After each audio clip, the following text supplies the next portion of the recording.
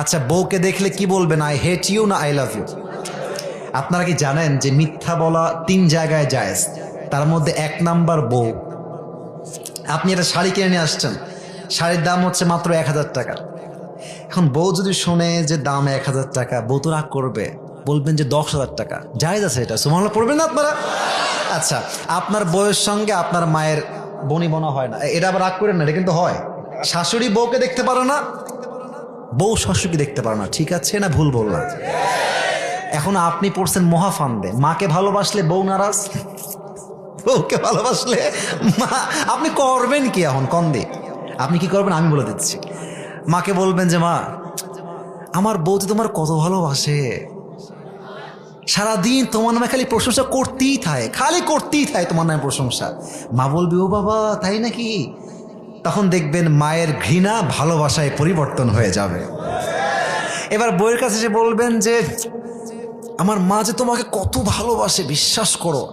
আমাকে সকালে বলছে এই খবরদার, বউকে গিয়ে শাড়ি কিনে দিবি, শপিং করে দিবি, ঘুরতে নিয়ে যাবি, কক্সবাজার যাবি, সাজেক ভ্যালি যাবি। আপনার মা আসলে কিছুই বলে নাই, কিন্তু আপনি এই যে পামটা দিলেন, আপনার বউয়ের জন্য ভালোবাসা প্রকাশ করলেন, এই ভালোবাসার জন্য আপনার আমলনামায় সওয়াব লেখা হবে। সুবহানাল্লাহ পড়েন। তাহলে বউকে দেখলে বলবেন আজ থেকে আই হেট ইউ। আরে বউ নাই বুঝলাম, প্র্যাকটিস হিসেবে তো বলতে পারেন। বউকে কি বলবেন? আই হেট ইউ না আই লাভ ইউ। আল্লাহ সকলের বউয়ের সঙ্গে ভালোবাসা বাড়ায় দিক। পড়েন সবাই আমিন। আর বলছে হুজুর বউ না।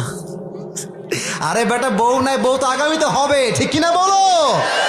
অতএব বউয়ের সঙ্গে আজ থেকে দ্বন্দ্ব নয়, বউকে আমরা, আরে ভাই মেয়ে মানুষ পাম্পট্টির পাগল হয়, পাম্পট্টি দিবেন আপনাকে ভালোবাসবে। পাম্পট্টি দিবেন না, আপনি দেখতে যতই সুন্দর হোক, আপনার বউ আপনাকে বাদ দিয়ে কাইল্লার সঙ্গে ভেগে যাবে। অতএব আজ থেকে কোনো রকম ঝগড়া নাই, মারামারি নাই, বউ দেখলেই ভালোবাসা, বউ দেখলেই আদর, বউ দেখলেই আই লাভ ইউ। রাজি আছেন তো ইনশাআল্লাহ?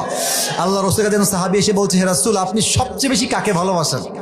নবীজি প্রথম কথাই উহিব্বু আয়েশা আকসার, আমি আমার বউ আয়েশাকে সবচেয়ে বেশি ভালোবাসি। সাহাবা একরামরা লজ্জায় মাথা নিচু হয়ে গেছে। সাহাবী বলছে রাসূল আমি বউয়ের কথা বলি নাই, সাহাবীদের মাঝে কাকে বেশি ভালোবাসেন? আর নবীজি বউয়ের কথা উল্লেখ করে বুঝিয়েছেন বউকে ভালোবাসা কাপুরুষের কাজ নয়। যে তার বউকে ভালোবাসতে পারে সে কাপুরুষের বাচ্চা নয়, সে বীরপুরুষের সন্তান, ঠিক কিনা? অতএব স্বামী হিসেবে আজ থেকে আমরা we will try our best to become the best husband in the world. আমরা আজ থেকে চেষ্টা করব সবচেয়ে ভালো স্বামী হওয়ার জন্য। আল্লাহ সবাইকে তৌফিক দান করো। পড়েন সবাই আমিন।